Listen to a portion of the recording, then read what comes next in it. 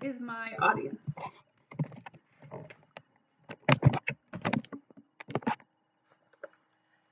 There is no pit so deep that God's love is not deeper still. This quote became the cornerstone of Corrie ten Boom's ministry. She was a concentration camp survivor who found that even in the midst of the darkest circumstances, God's love could still permeate its way through. In other words, we might be in the hardest place that we've ever been in our life, and yet even there, God is able to bring his hope and love into our hearts.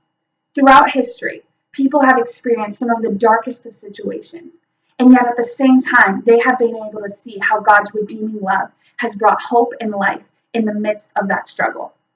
Let me tell you her story. While millions of Jews were being persecuted, thousands of others were working to rescue and protect them from the Nazi government.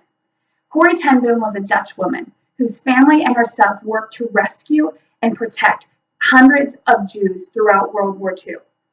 But after being betrayed by a neighbor, they were discovered and deported to concentration camps.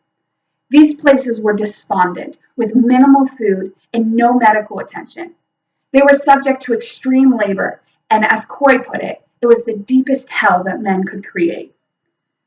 By the end of imprisonment, Corrie's father, brother, and her beloved sister all died, while she survived and was released. And yet, in the middle of this chaos, God was still able to show himself to be faithful and bring blessings, even in something that looked like it was bad. For example, the barracks were full of vermin. They had lice and roaches infested throughout them. And yet, because of this, the guards didn't want to come anywhere near them. This allowed for Corrie and her sister Betsy to host twice a day a Bible study with a Bible that was miraculously provided to them. Many women came to know the love of Christ through the influence of the lives of Corrie and her sister Betsy.